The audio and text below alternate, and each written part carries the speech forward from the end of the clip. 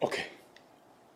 Njagala okwaniriza gwe yenna anegese amaaso akawungezi akaleero wano wendi ebule dakika 8 zokka okuwera essaawa 5 kitegeeza nti Uganda ebula 8 okuwera essaawa 7 naye era bagamba nti kyoyagala kikuseeza manyi bangi mulinze era nga tonnaba kusika bulingiti linda owulire bye tukuleetedde kubanga agagudde Russia era agabutikidde mwenna mugategedde oba mwagategeddeko dda twagasharinzeeko ne ku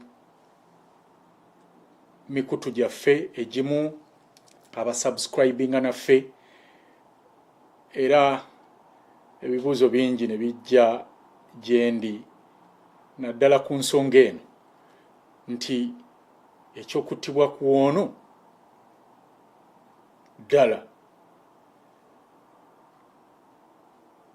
kivudde ku ki ani akikoze kiki ekiyinza okuvaamu njagala oyite muno ne muno omugamba ayite munne amugambe nti Kimbugo Live is live. Welcome aboard. Etandise jiddukiremu. The Russian Civil Aviation Authority says Yevgeny Prigozhin, the owner of the Wagner Group, and 9 others were on this plane which crashed flying from Moscow to St. Petersburg today. The plane, RA02795, was an Embraer owned by the Wagner Group. So was this an accident or an assassination? Prigozhin's last public appearance was on Monday, supposedly somewhere in Africa, although he didn't look dressed for the desert heat. His Wagner Group first came to international attention in Africa, where it provides authoritarian governments with military backup in return for lucrative mining contracts. Prigozhin's mercenaries, many recruited from prisons, have been some of Russia's most effective fighters in Ukraine, especially in the shattered town of Bakhmut. He constantly complained that the Russian high command denied his men the weapons they needed. He seemed to be a licensed jester, someone who could criticize the Russian authorities because of his close relationship with President Putin. Then in June he went too far. Wagner's tanks and armoured vehicles appeared on the streets of Rostov-on-Don as pedestrians watched. His soldiers took up positions in the city centre. And the man himself was shown on his own Telegram channel, sitting between the Deputy Defence Minister and the Deputy Head of Intelligence, grumbling about the conduct of the war and demanding that the Chief of the General Staff come to see him. We have come here and we want to get the Chief of General Staff and Defence Minister Shoigu. Until they're here, we're staying. We're blocking Rostov and going to Moscow. It was an attempted coup. Wagner missiles brought down 7 Russian military aircraft, killing 13 airmen. President Putin appeared on television saying he was in control. Any internal turmoil is a deadly threat to our statehood, to us as a nation. Prigozhin then backed down, but many believe that this was the moment that his fate was sealed. The following day, Prigozhin was mobbed as he drove out of Rostov-on-Don, supposedly heading for a comfortable retirement in Belarus. But he had crossed the line. He was no longer useful, but a challenge to President Putin. Tonight, President Putin was commemorating the 80th anniversary of the Battle of Kursk. Presumably, he knows that at least one of his problems has been sorted. Well, joining me live from Moscow is Nina Khrushcheva, who's Professor of International Affairs at the New School in New York and granddaughter of the former Soviet Union leader, Nikita Khrushchev. Nina Khrushcheva, your immediate analysis of what we're witnessing, if Prigozhin is confirmed dead, does this bear all the hallmarks of an assassination in your view? Well, I'm very sheepish to speculate, because it could be just one of those moments when there's a cruelty of chance and it happened. But as your reporter said, the report said he was a dead man walking, because that's how Putin deals with his enemies. I quite disagree that Prigozhin became a problem for Putin, because I think it was resolved since if you go after the Tsar, if you go after the king needs to die, but the king didn't die. So Prigozhin really lost his power, lost his media empire, had to kind of go away, and on Monday was heard from Africa, although we don't know whether he was there or not. But it certainly creates a bit of a headache for Putin, because if they did want to assassinate him, and if he did want to eliminate him, there should have been better ways. I mean, there's no better ways to assassinate anybody, but somewhere in the quiet of one African country, something. So this is just way too dramatic. And also what the latest report is not just Prigozhin, if he was on the plane, but also another man who is known as Wagner, one of the field commanders, Utkin, who was also supposedly on that plane. So essentially, if that is true, the whole head of Wagner now is gone. Well, that's fascinating to hear you describe this as a headache for Putin, far too dramatic. So you don't think this leaves him stronger with his, someone who tried to lead a mutiny gone? Well, of course, but Prigozhin was already not a threat. He wasn't an issue. They eliminated the issue. Prigozhin, in fact, stopped even being part of the kind of Russian radar, but now he's back there again. And if he's assassinated, and if that is, I don't know, I probably won't be proven, but certainly if the more rumors speculate, and they would be kind of believable rumors, then there would be a lot of other Wagner aficionados who would then treat Prigozhin's death and Wagner's death, Utkin's death, as the death of a martyr. So that actually may create more of a problem for Putin rather than less, because it would be much easier to let Prigozhin go into the sunset somewhere in Africa and became completely irrelevant in Russia. So potentially more instability in Russia now as a result. Where does that leave their campaign in Ukraine? Well, Prigozhin was really, 2 months ago, he extracted himself out of that campaign. That campaign is no longer related to him, even is no longer related to Wagner, because we now see reports. How much we can trust them, we don't know, but they're apparently in Belarus now. So it's not even Wagner's who are fighting in Ukraine. So that, I don't think that is necessarily connected. But what is important, and you just said that, there is more instability for Russia. So, something else happens every day. So Prigozhin's story didn't die on June 24th. Prigozhin's story, I don't think, is dead today, 2 months later. I think it will continue one way or another. And do you think we'll see a change in military tactics from Vladimir Putin in Ukraine after this dramatic development today? And also a new general sacked as well, General Surovikin. Well, and once again, General Surovikin has not been in the public view for 2 months, so that didn't really affect that campaign at all for the last 2 months. But we may or may not see something, because if Ukrainians are changing tactics, and we've been hearing that, so the Russians would have too. And so then the question is, do they have enough capable commanders to respond to that new Ukrainian challenge? But I really don't think that Prigozhin's story now is too much connected to Ukraine. However, the Prigozhin story is very much connected to Russian politics. Give us a sense then of the importance of Prigozhin over the last few years to Putin personally, but also in what he did in Ukraine. Well, he was absolutely important, and not just in the last few years. He's been important for a decade. He was, I think in your report, it said he was Putin's chef, he was Putin's caterer, he was Putin's media troll. He had this whole troll fabric that interfered here and there, kind of creating the propaganda message of of Russia, but not an official message. So he was very useful as a shadow cardinal of all this kind of Kremlin actions when it didn't want to be seen up front. So he was important, and he actually made millions on Putin from in St. Petersburg from time immemorial, essentially. So that's why Putin took it so hard. He was absolutely indispensable, but we also know in politics there is no such thing. There is really no such thing as an indispensable person. Once the person stops being useful, then the person disappears. And Prigozhin really killed his own career by starting a mutiny and not concluding it, which he actually, apparently, as we were told, he was never really going to unseat Putin, but only in his delusional mind of thinking he's that important to Putin, he would think that Shoigu, the Minister of Defense, would be given to him. Prigozhin is a field commander. He's not on the same level as the Minister of Defense. So he was important, but he became as unimportant as ever on June 24th.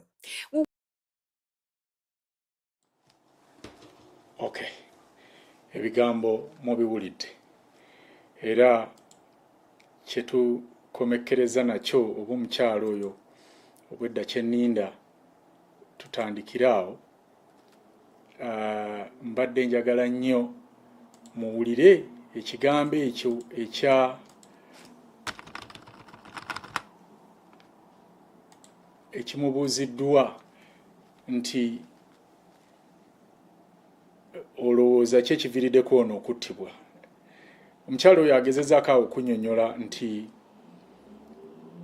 ekiviiriddeko ono okubeera nga aggyibwa mu equation kwe kubeera nga tukiyite tutya yakwata ku mukira gwa Tiger. Omanyi bagamba oyinza okuzannya nayo kebe kapa naye k'ogirinnya ku mukira be pa ne bw'oba obadde mukama waayo for so long. So noono yagezaako ku recently eyagaana abajjukira ebintu ebyo mugenyi oba mugenyi Moses Akiki yabituleetera n'atwanalyzingira mu programu ye eya weekly roundup n'alabula omusajja ono Prigozhin nti bw'abanga abadde ayagala kukola ku abadde alina ogiggusa, bw'abanga agikomezza mu kkubo agenda kufuuka liability, kubanga abo badikiteeta mubalaba tebeetaaga muntu alaga nti ali important gye bali to the public oba to the world. Tebeetaaga kulaba muntu agezaako kutuuka oba kusemberera ntebe yaabwe ne bw'okirowoozaako bulowooza wadde ye yakuteekawo move eyo singa happening oba naagi realizing, make sure nti omugirako ddala. Bw'ogaana ogenda kufuuka nga Prigozhin. Kuba omukyala agambye nti ono kyafiiriddemu kati bw'abanga afudde, because bayinza bano ba mafias bayinza okutulaga nti afiiridde mu nnyonyi eyo naye nga tewali assurance, because ennyonyi buli kimu kisiriiza.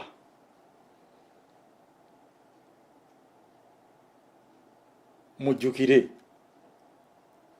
abagambi nti politics bwatyo kasita okkiriza okukozesebwa kasita ekiseera kyo kituuka oba ne kiggwako baba balina okujja mu equation. Era we twogerera omukulu ono Prigozhin kakati zembuyaga ezikaze engoye. Amawulire nno gabutikidde buli wamu era ndooza mugalabye ate era gakyagenda maaso. Wabula nga UNN bweri enkola yaffe waliwo minywanyi ababiri ababuuzizza ebibuuzo bye tugenda okutunuulira mu ddakiika ntono nnyo era tubikoleko analysis. Wabula bijja kuba mu lunyaanyimbe kuba basabye mbibaddemu mu lunyaanyimbe. Kakati ono ekibuuzo kye kibadde bwe kiti. Agambye nti, hello, I hope this message finds you and the entire UNN team in good health. I would appreciate a straightforward yet insightful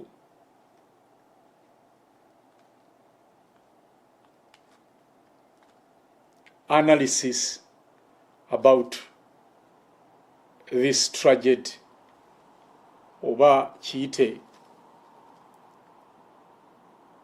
the plane crash happenings mu Russia.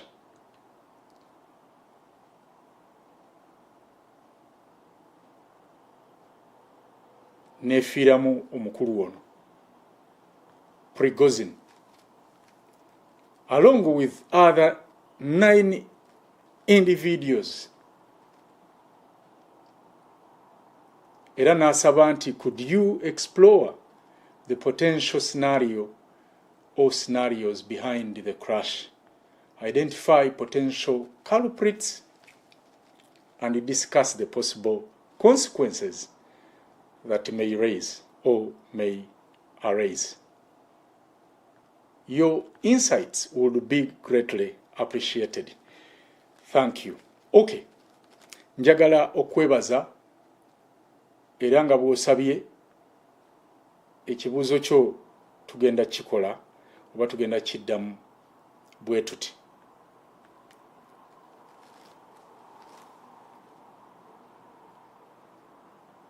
Omusajja ono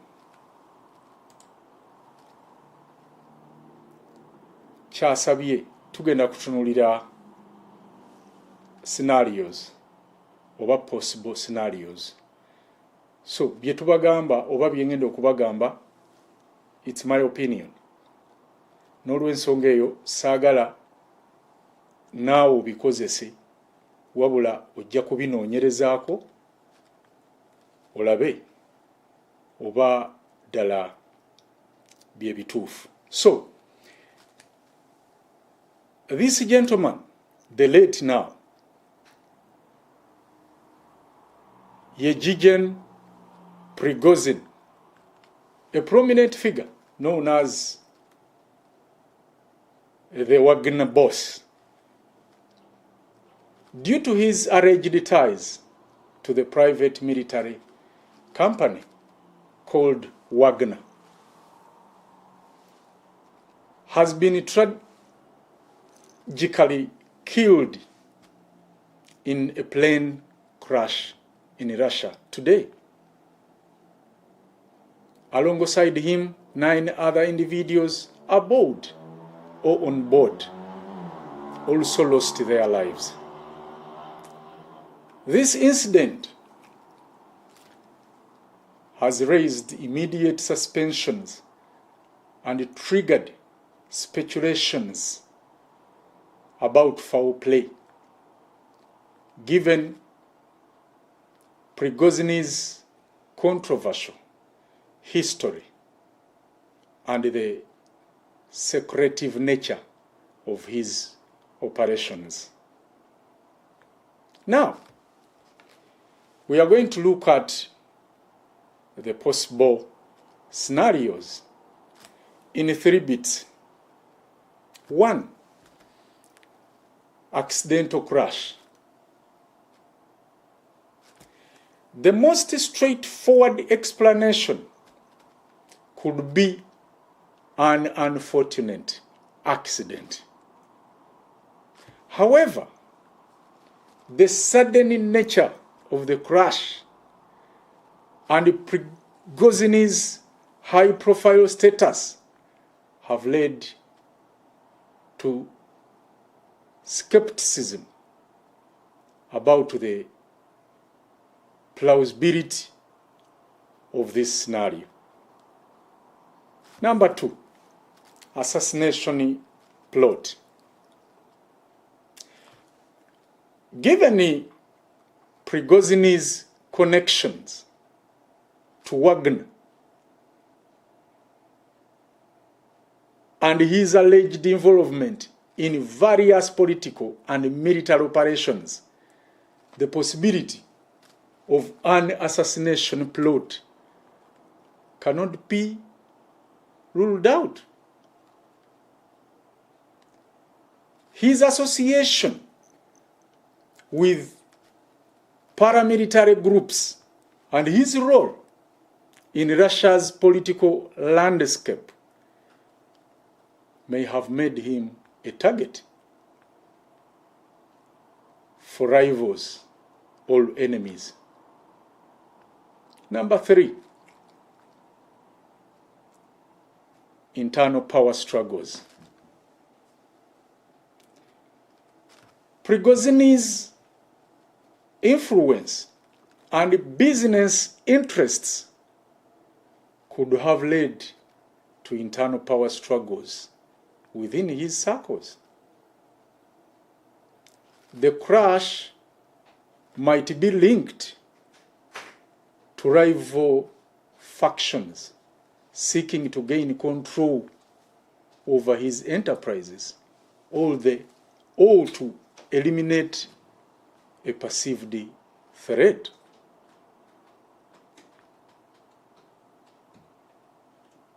Let us look at the repercussions of this incident. 1, geopolitical fallout. If foul play is proven, the incident could lead to geopolitical tensions and accusations between nations, depending on who might be suspected of orchestrating the crash. Number 2, instability. If Prigozhin's death is linked to internal conflicts, his demise could contribute to instability within the groups he was associated with, potentially affecting their operations and plans. Number 3, heightened scrutiny. The incident could lead to increased security of private military companies like Wagner Group, as well as those with close ties to political elites. Governments may reassess their relations or relationships with such entities. And number 4, media focus. The suspicious nature of Prigozhin's death could result in significant media attention, shedding light on his alleged activities and prompting investigations into his enterprises. So, In conclusion, the circumstances surrounding Prigozhin's plane crash are shrouded in uncertainty and speculations. Given his controversial background and connections, there are valid reasons to question whether his death was accidental or intentional. Regardless of the cause, the incident could have wide-ranging repercussions, impacting both domestic and international dynamics. As investigations unfold, the truth behind this tragedy may come to light, revealing deeper insights into Prigozhin's activities and the potential motive behind the crash.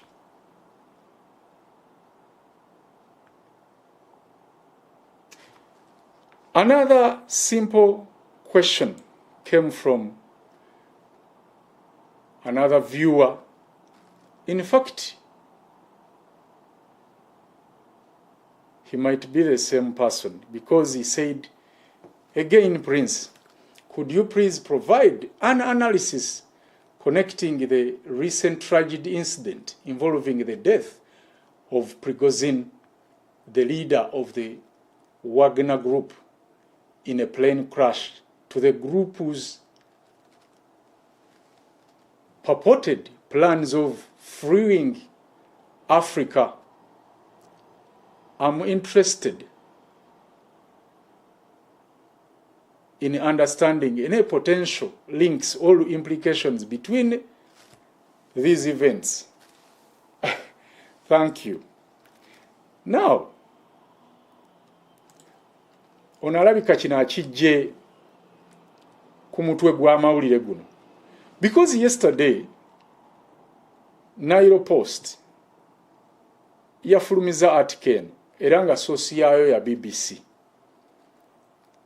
nga kuliko omutwe ogugamba nti Wagner boss Prigozhin turns up in Africa, says here to free continent. Kakati nga sinaddamu muganda wange oyo abuuzizza, kansooke mbalage kino. Wagner Group libadde ejje eriri mu mukago ne President wa Russia Putin. Kati ejje lino nga lya bwannannyini oba pangise, kati nga bwe mulaba Uganda SFC. SFC gye likuuma Museveni ng'omuntu eriri private, kubanga teriri constitutional. Kati Wagner nayo bwebadde ku saidi ya Putin, era baludde nga bakola n'emirimu emirala, kubanga kibadde kibiina kinene ng'osobola obbapangisa ne bagenda ne bakulwanira olutalo ne bamala ne baddeeka, as long as Putin asigazza obukuumi. Naye kati nga bwe mbagaye nti bagezezzaako okukwata ku mukira gwengo oba ogwa Tiger, juuzi simanyi kyabatanula ate kwagala kuwamba bosi waabwe. Kati nga bwolaba SFC Uganda bweneeyagala okuggyawo Museveni neeremererwa.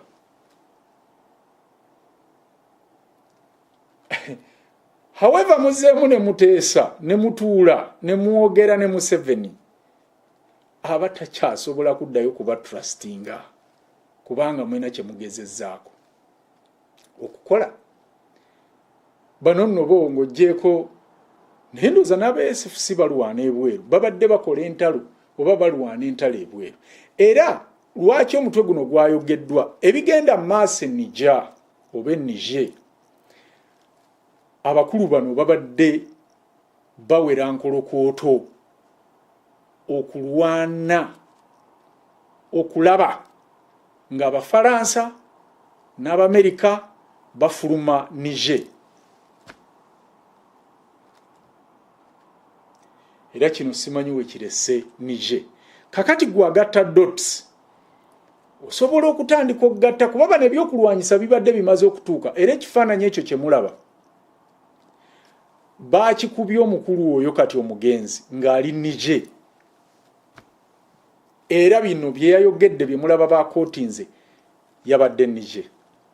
Kakati tugenda kwebuuza mu ebintu bitonotono mugatte mugezeeko gatta dots. Twalaba abakulembeze ba Afrika nga bonna beekulumulula okugenda okusinkana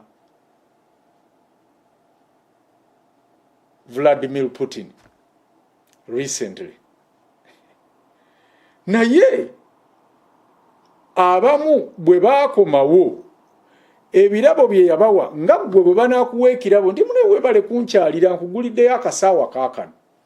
Bo baabawadde byakulwanyisa ebitayitamu masasi.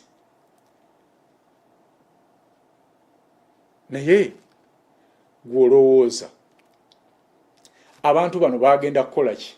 Kukola bizinensi oba kuweebwa intel na kuba preparinga nti waliwo kye tugenda okukola naye be tugenda okikolako. Tugeze bano bawagina group bakambwe bakyankalamu bayinza okutandika chaos mu Africa okutta buli dictator. Ate ndowooza nga ne Vladimir Putin akyabeetaaga kubanga Wagina yatwala ebyokulwanyisa e Niger naye ate ne Putin yatwala naye bombi nga balaga ebigendererwa byabwe bye bimu kuyamba Africa bali kufuluma Abafaransa n'Abamerika. Bwe twogera ku ezo oba bwe twogera ku Bufaransa tulowooza oba tukimanya nti Aba-Europeans bonna ng'ogasseko ne Bungereza balina kuba mabega wa France kubanga buli ebiveeyo babigabana almost kyenkanyi. Kakati tujja kwebuuza nti Putin kiyinzika okuba nga mu kumala okukkaanya na bano bamuwadde pulaani ey'engeri gye bayinza okumalirizamu kino oba okufubutula France ne America oba n'abazungu abalala mu Africa nga tekyetaagisiza Wagner. Kubanga eyo endagaano ate Wagner abadde tasobola gikkiriza. Kuba Wagner ekyamwagaza okuwamba Putin ng'agamba teyeesiga Putin ono okusinziira ku bigenda mu maaso e Ukraine. Olutalo yeesi balulwana naye ddala lutalo.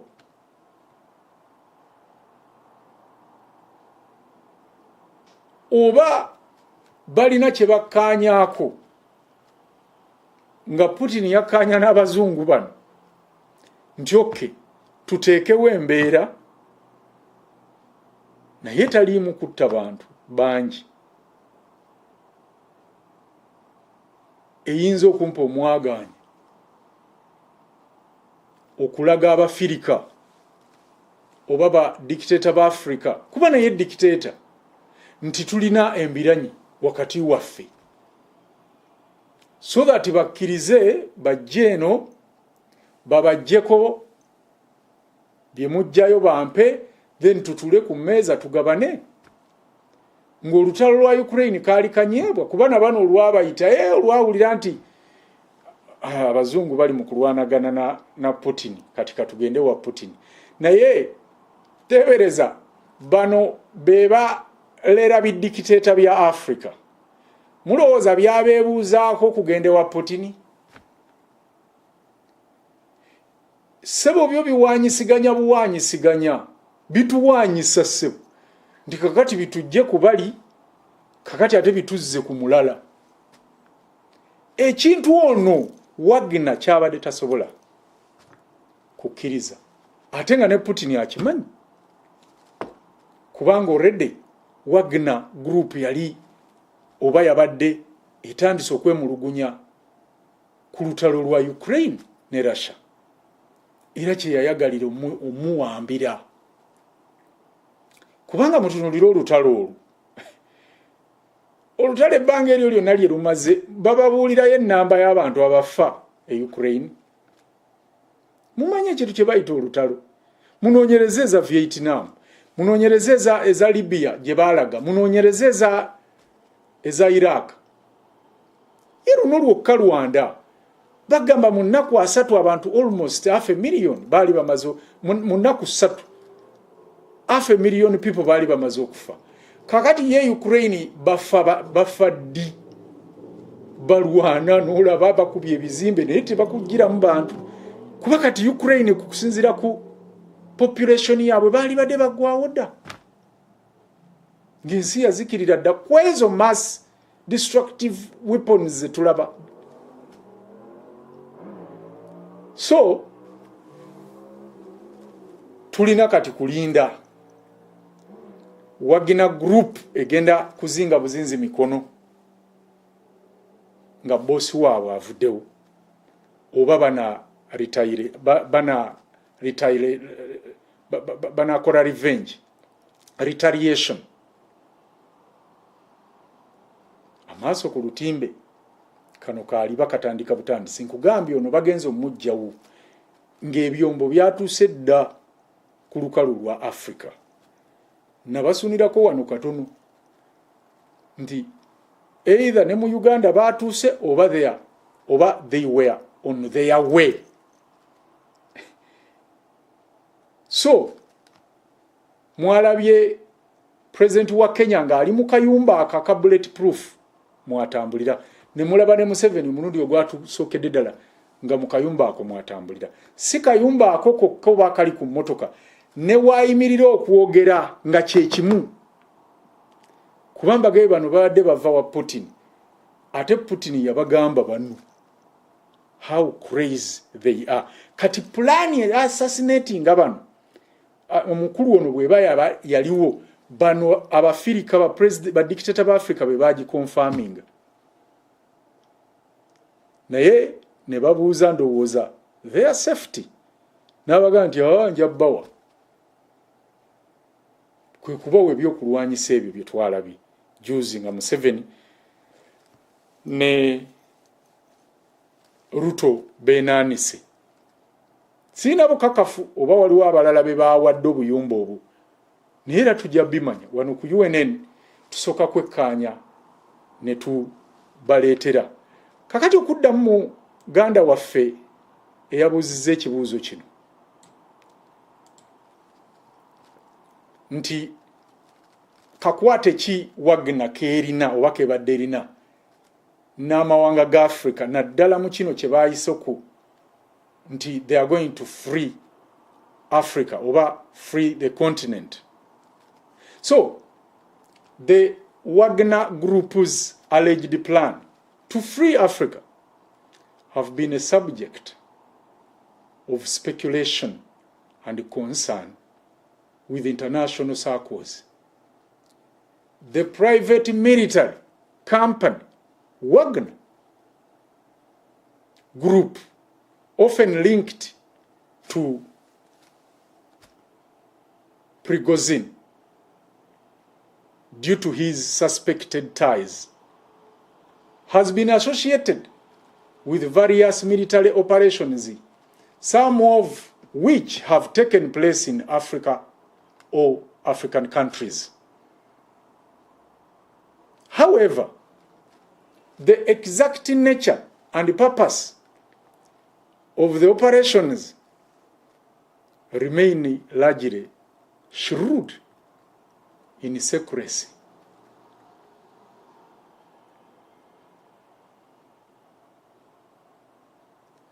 Now,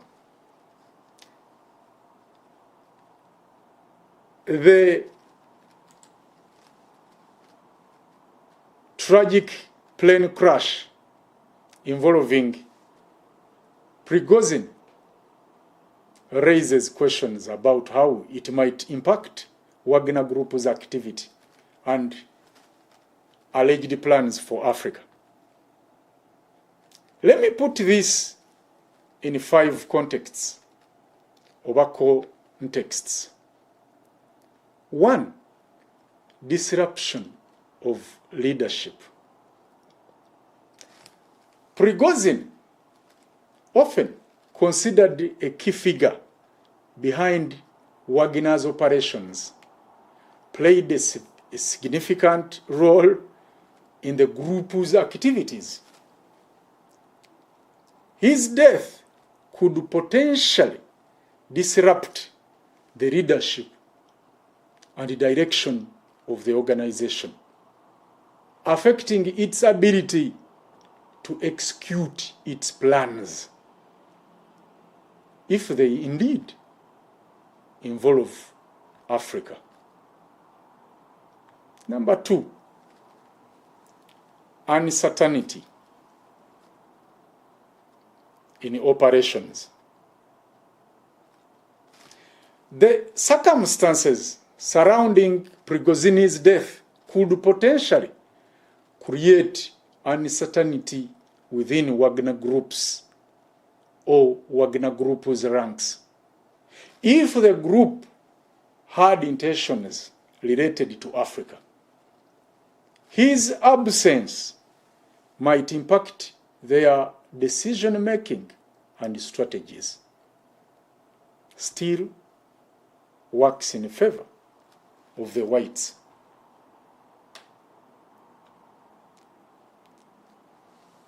Number 3, potential shift in priorities.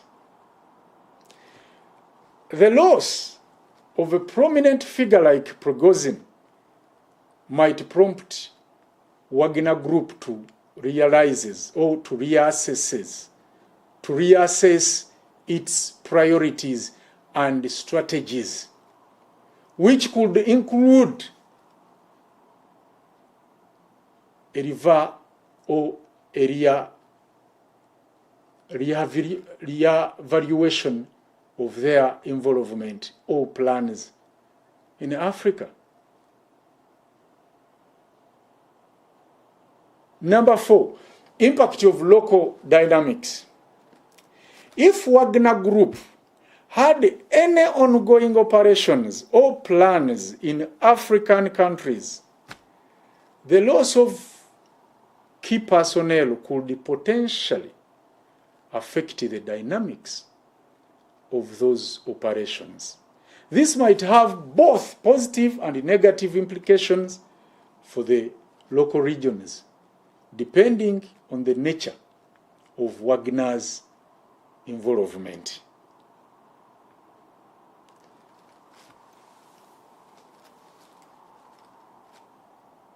Global scrutiny. Prigozhin's death could lead to increased global attention on Wagner Group and its activities, particularly in Africa. Governments, international organizations, and media might intensify their efforts to understand the extent of Wagner's presence and intentions in the continent. However, it's essential to note that the specifics of Wagner Group's or Group's plans and activities in Africa remain speculative due to the secretive nature of their operations. Any conclusions drawn should be based on credible evidence and verified information. the connection between Prigozhin's plane crash and Wagner's alleged plans for Africa remains uncertain and requires thorough investigations and analysis to establish any meaningful relationship. Kansubire nti bannaffe abaabuuzizza ekyo kijja kuba malafo naawo, naye nga tugenda kwongera okuleeta wano abakugu okwekkaanya ensonga eno, kubanga bano abasajja babadde ebintu byabwe bye bakola nga byakyama ddala, naye nga oyo gwolaba bw'agamba offe ku ssaawa 9, ku ssaawa 8:59 olwedde oba mufu. Naye kati mugenzi, omanye ebyo Katonda tabimanyi, ne bw'obala okyafu otya, essaawa y'obwetuuka kizibu okusimatuka. Kale ezo ensonga awo nno we zigenda okuba nga zikoma. Njagala kati twolekere ekyatuleese olwaleero, kubanga program yaffe n'emitwe gye twabateereddeyo gyabadde best on this. Mutwe gwagambye nti Muhoozi in the political landscape of Uganda, has he taken a strategic path? No mubala negamba nti there is a slow and steady move and yet to be backed by legal procedures that Muhoozi project is taking. Should we sit down and watch the space? Kino ekibuuzo kye ŋŋenda okubaddiramu oluvannyuma lw'obubaka buno. Nzija oli ku UN The Truth Command Center.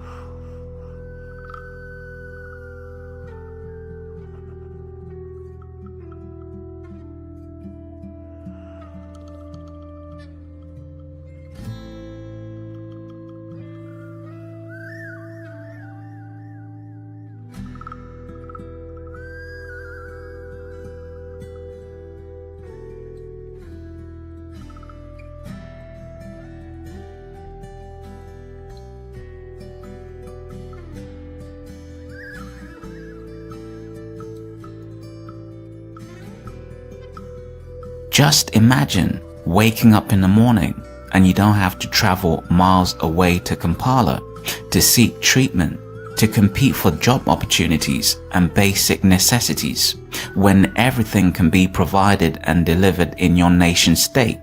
This is what you call federalism, a system that creates wealth distribution and equality for all citizens, where power can be distributed equally and shared among all 16 nation states and the central government, such as Acholi, Ankole, Buganda, Bugisu, Bukedi, Bunyoro, Busoga, Karamoja, Kigezi, Lango, Madi, Renzori, Sebei, Teso, Toro, and West Nile.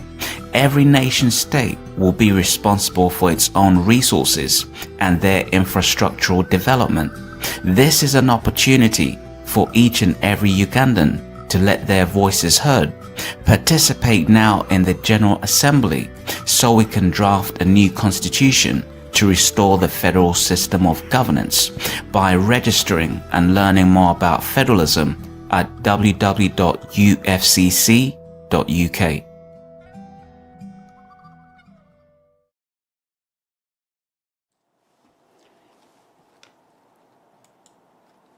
Katukayise mbwangu ate tulabe erituzze kanafe.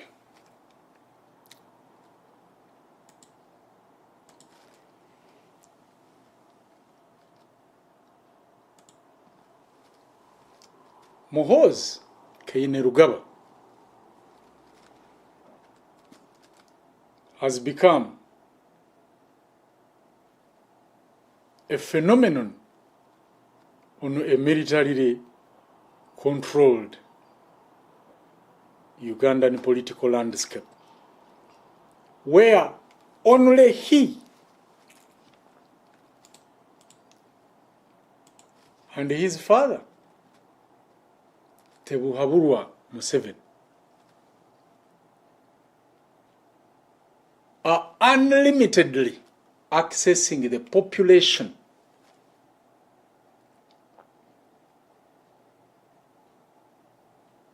Museveni ne mutabani we Muhoozi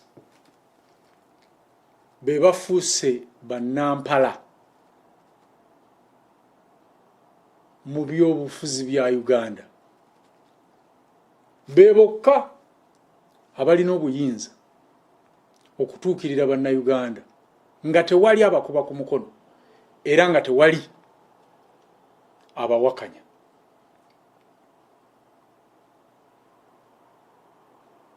Kigambibwa okusinziira ku kunoonyereza mu Uganda oba kale Uganda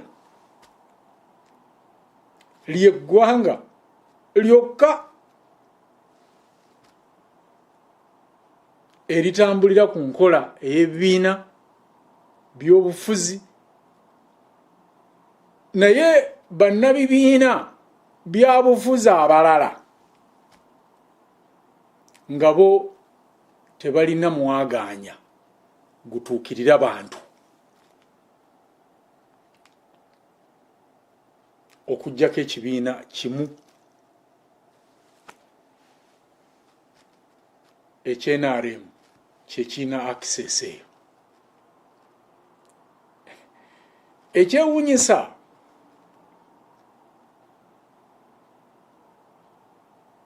ate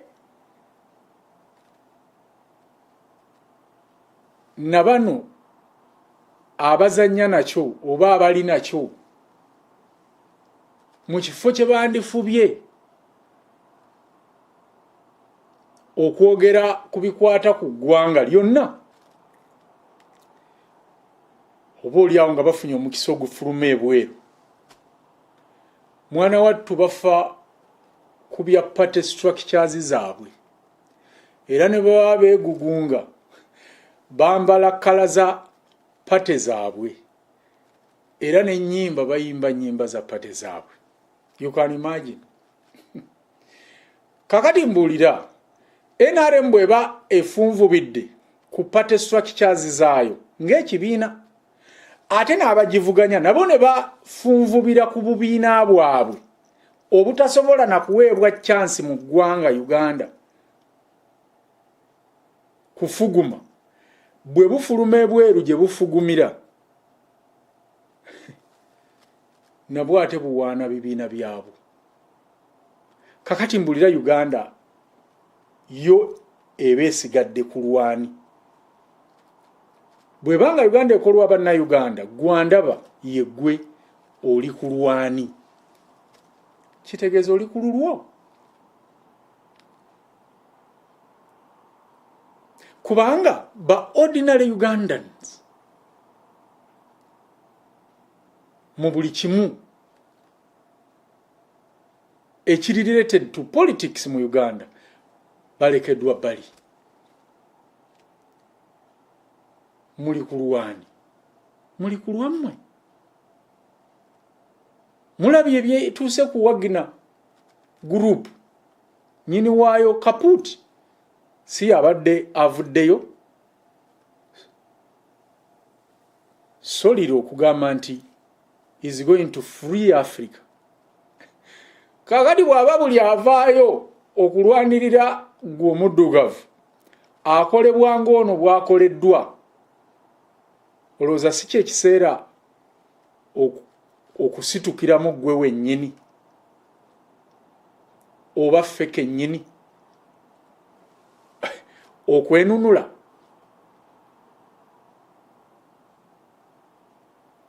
Kubanga bano baggayi batulabanga commodities, raw materials ze bagenda mu Amerika nti akakati tubajje ku Amerika tubawe Russia nti ate Bungereza atuwa nnyingiko tuwoyo mwe nga mutudde yate mutudde muli mu mazina ate aga bannayuganda go gaasusse bannange bannayuganda bazina amazina.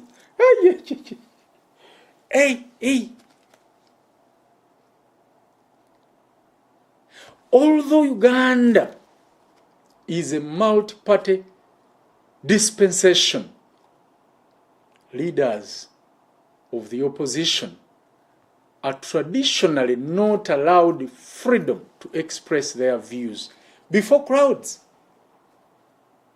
except during elections, which they must lose.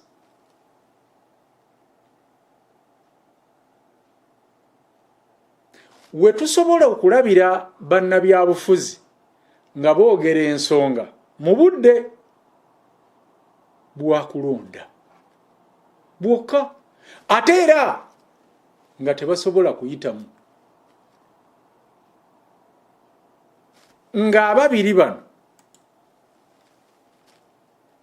omwana n'ekitaawe tebakkiriza. Bwe babeera nga baagadde okwogerako ne bannayuganda, bannabyabufuzi omudomo bagukubira mu kuziika. Nti eriyo omuntu omututumufu eyafudde egindi bonna ate baagala kutuula mu maaso awo. Olwo ne bakaayanira obuzindaalo MC ku olwo aba ku mugano. Bangamba wano nti sebo ba MC b'ennyimbe kati babanyiga. Uganda mbu kati okukuwa oli bwakuwa ssente abaakunyizeeyo abaakwokyezaayo. Kakati bano ba Muzeeyi Jemba basoma ebirango mu nnyimbe bannabyabufuzi sebo mbu babookyayo okubawa obuzindaalo n'okubawa obudde boogere mu nnyimbe, ate balina ewalala we boogerera. Kakati gw'olowooza bwe batuuka nga abantu balaba temufa, tebasobola kupangayo okufaawo okw'omumanyifu munnaabwe ne bamugjawo basobole okugenda bafunireko omuzindaalo olw'okuba tebakkirizibwa kwogera walala.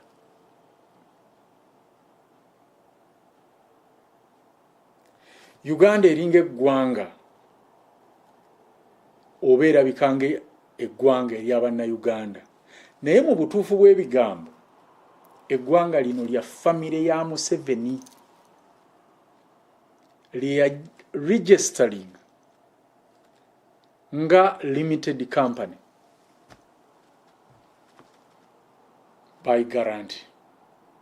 Ugandans may belong to Uganda, but politically they are owned by the family of Tibuhaburwa Museveni.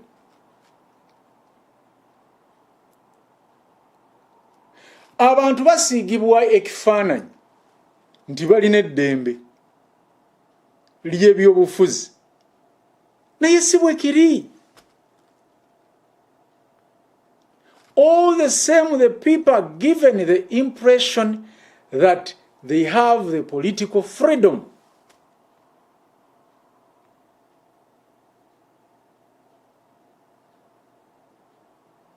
Era leero ndabye ku mitimbagano awo ng'omukulu ataddeyo olukalala lw'ebifeeyo ng'alaga nga bw'agenda okutalaaga. Kituufu bagenda muleka this time round atalaage nga bwe gwali mu by-elections ezamuzimba mu 2019.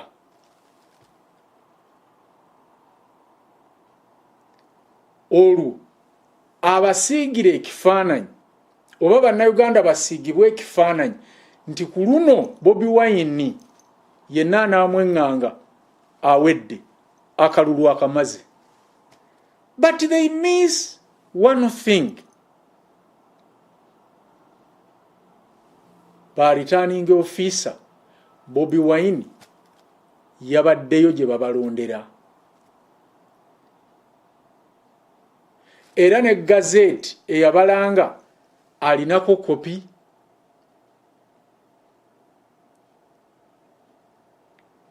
Kubanga bonna tukimanyi bano bava mu family emu, bava ku kyalo kimu, baggwanga limu,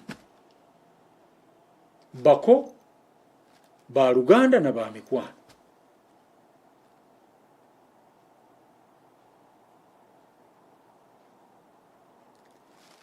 Wabula ggulwa namungi w'omuntu omaze okwekkakanya nti Bobi Wine akalulu akamaze.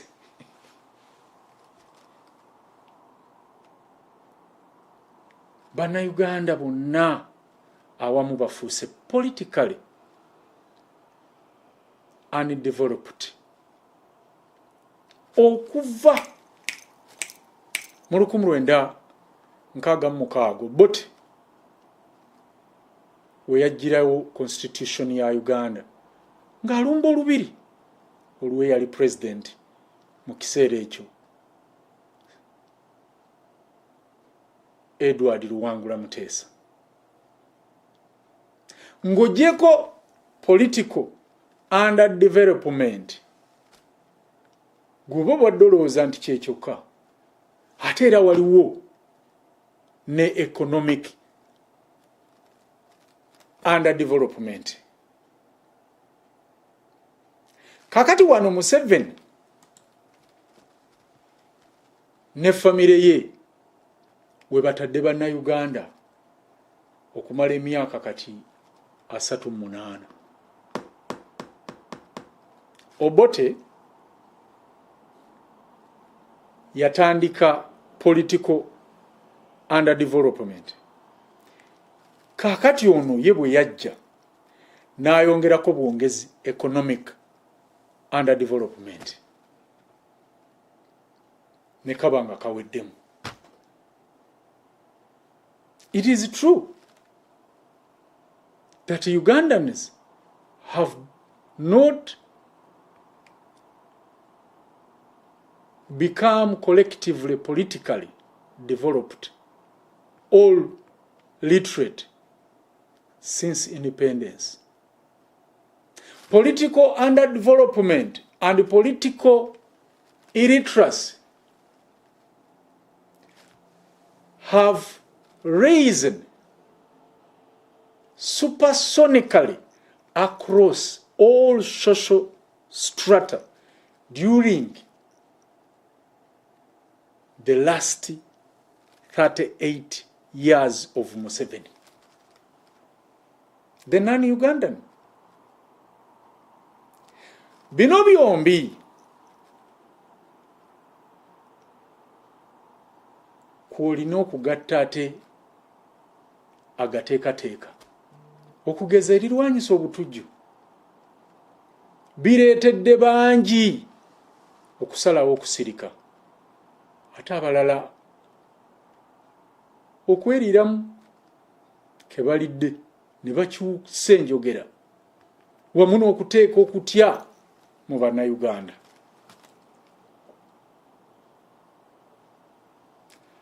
Mind poverty and income poverty have combined with poor laws such as anti-terrorism law and the excesses of the state. to generate a deep sea of fear and silence. Yadde kigambibwa nti Uganda etambulira ku nkola ya multi-party system. Naye weebuuze, ebibiina bino byetengeredde oba bikolera wansi wa famire ya Museveni?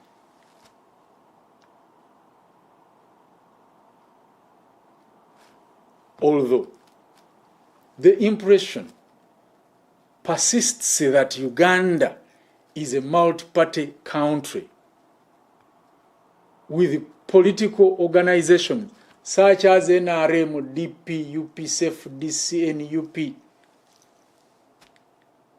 expect for the ruling party, NRM. The political parties have been rendered almost irrelevant to the power gameplay of the family of President Museveni. Kibi nnyo okwogera oba okulowooza nti NRM ye political wing ya family eno. Nedda, NRM era si yeesibye family eno mu buyinza. Nedda, ekyo mukijje wano. Political wing era political base ya family eno gye mulaba.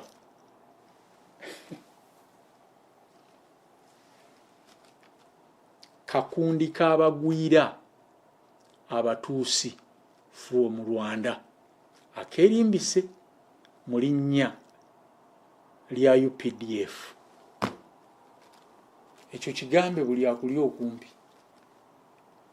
The real political base of family is not NRM as such, but the UPDF and associated paramilitary groups. Kwe kugamba nti Mundu is the political wing and military wing ya family eno eya Museveni. This is the same as saying that the gun remains the bastion all bastion and mediate of the political power of the president and his family. Kwe kugamba era nti Uganda eri under the borrow of the gun.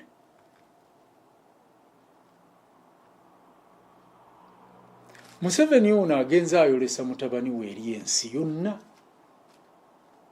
Simanyi oba mukiraba. Era nga alaga nti kimawube kye kino kisobola. Juzi bwe baggala ensalo ya Rwanda ne Uganda, for reasons best known to them,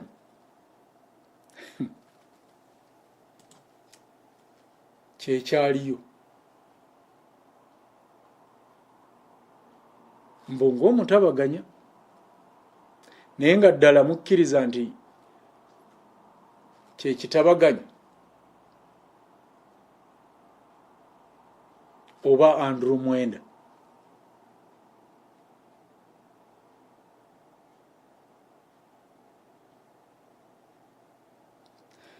Mu lutalo lwe baateeka e Congo nayo kyekiriyo. Mujjukira operation oba bagita Shauja, nayo kyekiriyo ng'ekitabaganya. Juzi ssebo yatambula Museveni ono era n'ekitabani kye okukkakkana nga basibidde Russia era ne babeerako n'abakulembeze ba Afirika abaali bagenze okusisinkana Putin. His father has adequately exposed him to the outside world. He has met regional leaders almost in the capacity of president. Recently, he traveled with the president to Russia, a member of BRICS, BRICS, and interacted with all the African rulers who went to meet Vladimir Putin. Era ndowooza n'eno yamwanjulayo oba bwe yali amwanjulira Putin n'abakulembeze b'Afirika abalala yabaga nti ono yaddako oba yanzirira mu bigere, so buli kye muteesa nange yajja okkisaako omukono. Most likely the president introduced his son not only to Putin but also to all the rulers of Africa. Owaffe gwe tugamba gwe twalonda yali mu New York nga asala ndongo na kupromotinga firimu y'Abannayuganda abali mu kutemulwa.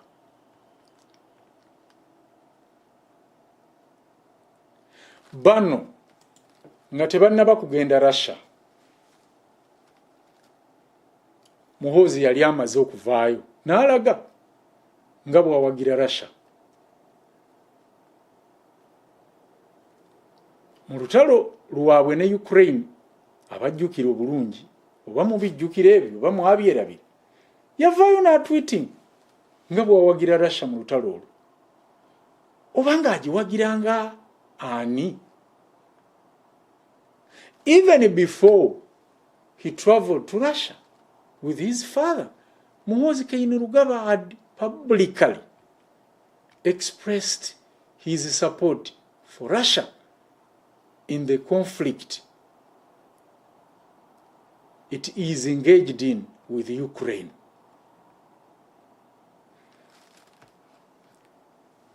Wano mu ggwanga Uganda, Muhoozi atambula buli kitundu kya ggwanga nga kwotadde n'okugabira abantu essente 10,000. Mwattu era ne kitaawe bw'akola. Back home, he's traversing the country the same way his father does, from one presidential election to another, except when he is not in good health. Juzi Muhoozi ono bwe yakola pate y'amazaalibwa kwali kulya na kukomba sowaani. Kakati no nawulidde ne kitaawe alanga oba mwabirabye birthday ye mbwe egenda kubaawo nga 8 ogw'omwenda guno ogujja omwaka guno 2023 mbwe akuze emyaka 78 egy'obukulu naye wano nga tavaawo. Akuza 79 nze bukyampulira mu 7 akuze emyaka 78 kati ndooza yasesetuse najja ku 79 awo baana amalawo bbanga kinze simanyi taweza 8 ekyo kyo yakigaana. Naye banne be yali nabo mu byobufuzi nga ne mbukulu olaba abakira b'omugenzi poka wanga semwogerere ate bo baafiira mu 8 oba mu 6 oba mu 7 n'ogamba nti Muhoozi oyo gwe mulaba bw'abeera ku ngendo ze ndowooza ttiimu mugiraba abeera n'abantu nkuyanja kumpi kwagala kusinga kitaawe be yali nabo mu nsiko eruweero oba wano ng'awamba titookero. During Muhoozi's political tours of Uganda, Muhoozi Kainerugaba is attracting large crowds, sometimes overshooting those his father used to attract soon after dislodging Tito-Okello from power on 25th January 1986.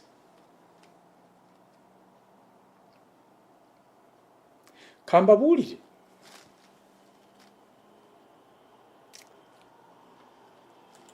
bino ebyobufuzi ebya crowds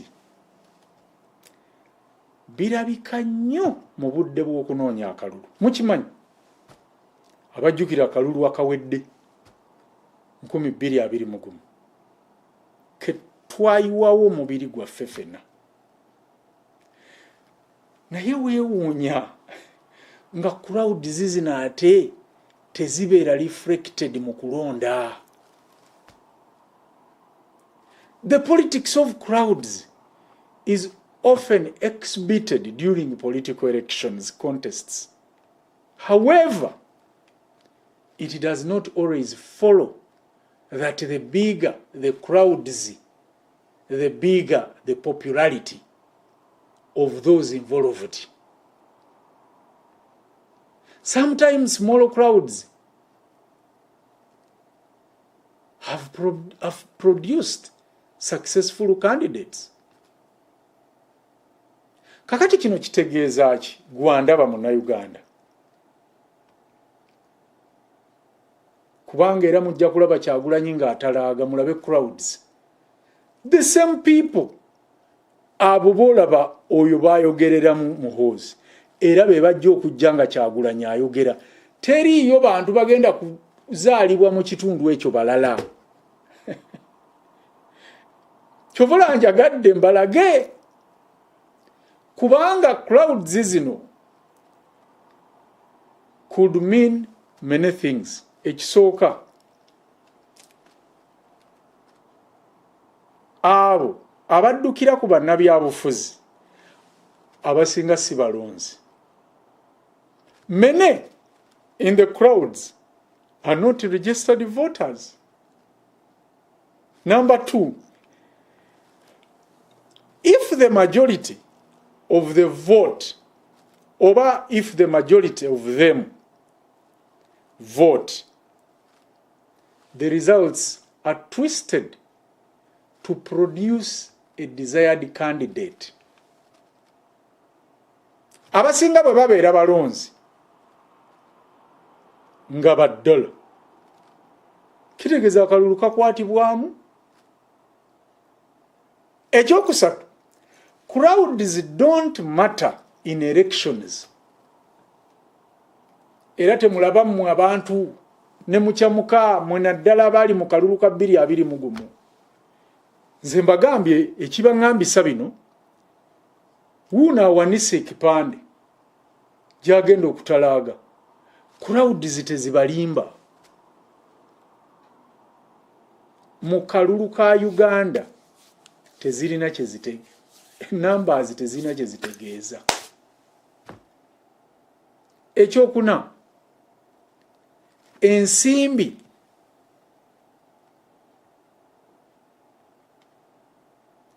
zibakyusa, maybe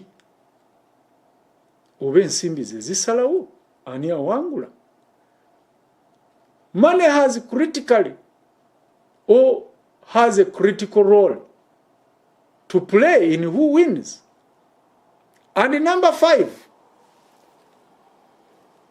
mu byonna akakiiko k'okulonda oba k'ebyokulonda, Electoral Commission, ke kasalawo ani muwanguzi. It is the Museveni's Electoral Commission that ultimately decides who wins the elections.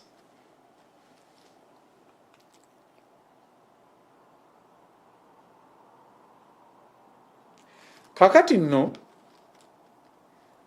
waliwo omupango simanyi oba mwaguwuliddeko okulaba nti pulezidenti talondebwa mu kalulu ka bonna wabula parliament nti yerina okumulonda. There is plans to ensure that elections or election of a president in the future is done by the members of parliament, not by universal suffrage, which has been the case since President Museveni offered himself to the electorate to legitimize his perennial rule. Museveni ye yasalawo alondebwe bonna oba ye yasalawo alondebwe bonna abantu. Kakati kino kimuhoozi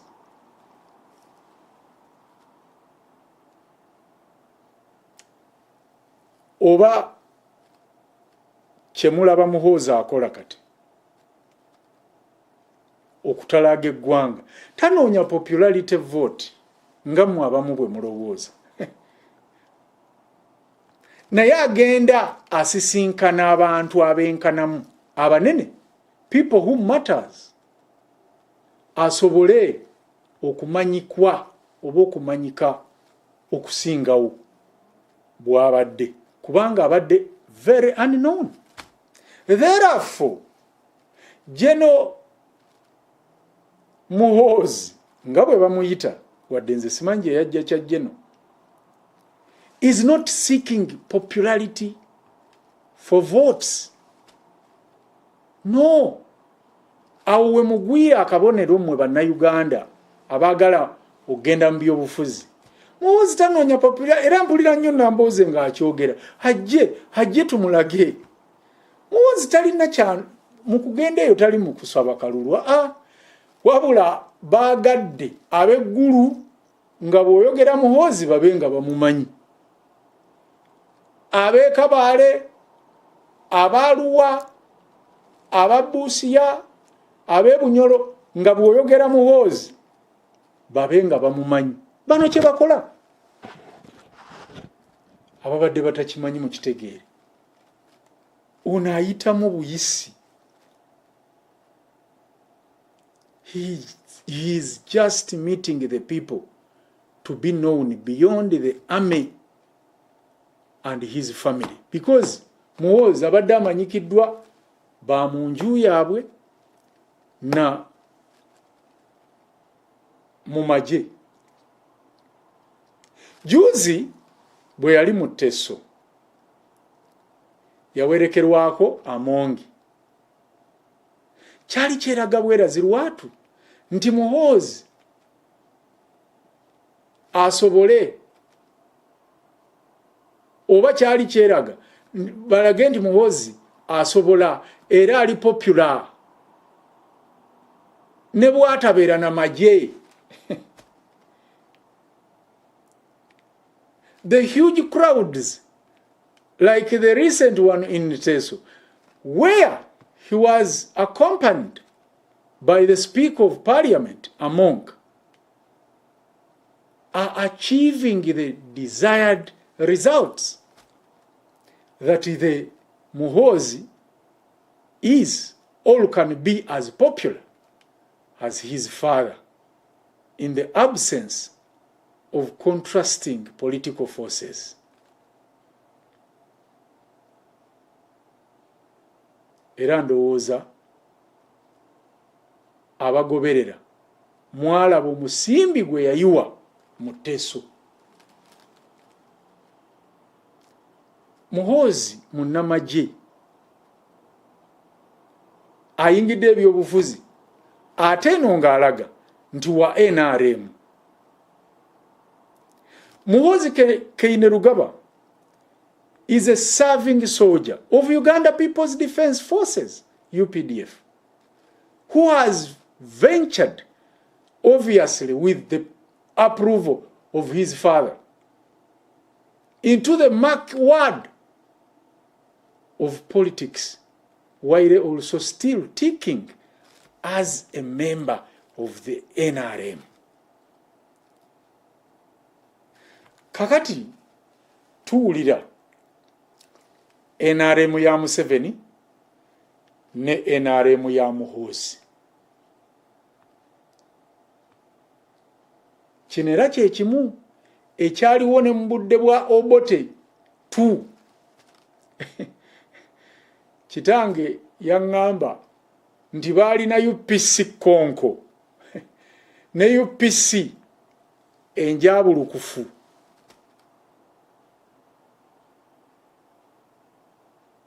Kubona akoppa bigere byoli Obote kitaawe. We now hear of NRM Muhoozi and NRM Museveni. This is not exactly during your Obote 2 regime or reign, when there was UPC concentrated, those who thought they were more of UPC than others, and UPC dilute. Those thought to be less committed to the party. Munaba na ndaba kyolina okumanya nti NRM zino ebbiri zikwatagana, eya Muhoozi n'eya Museveni, era tewali awakanya munne. Naye osanga DP Konko ne DP Block nga kabwanangu. The two NRM groups tolerate each other. Chokera waliwo mujjukire bulungi ne NRM Lwabogo. Kubanga Museveni atambula, Muhoozi atambula, ne Lwabogo atambula. Namulaba juzi mu bitundu byeye Busoga. Naye bonna bambala yero, batimba yero. Kitegezezo NRM 3. Zino tezeerwanyisa, naye ziri mu mupango gwa kwenywereza mu buyinza. Nti bw'okyawa Lwabogo beya Lwabogo era ogenda mu ya Muhoozi, wabaawo enjawulo. Bw'okyawa ya Muhoozi odda mu ya Museveni, waliwo enjawulo. There is another one called NRM Lwabogo. Therefore, all these do not necessarily contradict each other. It is a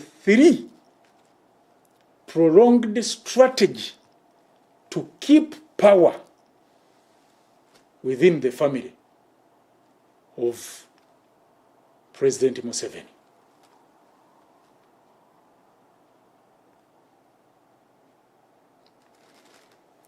Mwefumitirize ku bintu ebyo, era kye kyandeesezza programu eno.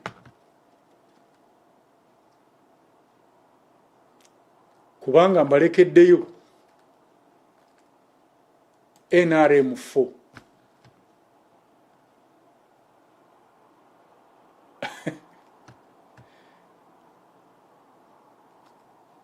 Gye mulowooza nti erwanyisa bali olw'okuba baagikulembeza omuntu owammwe. Kati gwasuubira okukyusa gavumenti eriko ng'oyita mu kalulu.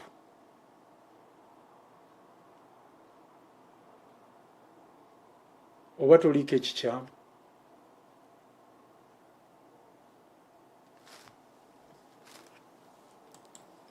Nsaba Omukama abakuume mpaka ate lwe tunaasisinkana. Nze Kimbugwe.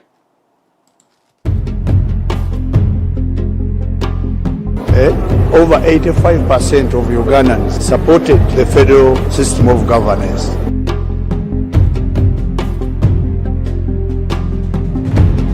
Ekintu kyokka ekigenda okututaasa bannayuganda ye federo. Museveni oba Muhoozi tewali asobola kubeera mu buyi.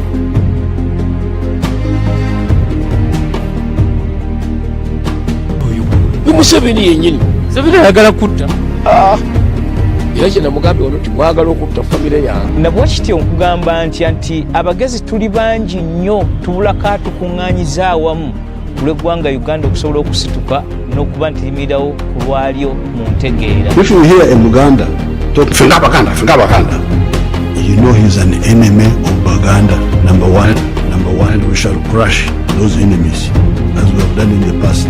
Fenga Baganda. Abateekawo embeera mu bugenderevu okutujja ku mulamwa ogw'okujjukiza abakulembeze b'eggwanga ku nsonga y'ebyaffe. Buganda teyagalangako kwekutula ku bitundu birala.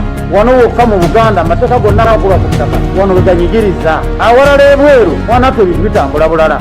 Wakwina akataka mu Buganda eyitiridde nnyo okukyogebwa ku byayo ate ne bagikwata ku nsoloboto. Toyogera.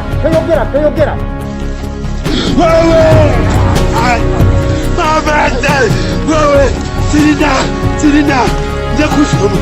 Sirina, bandi tutemmere yange, bandi koze ekirala.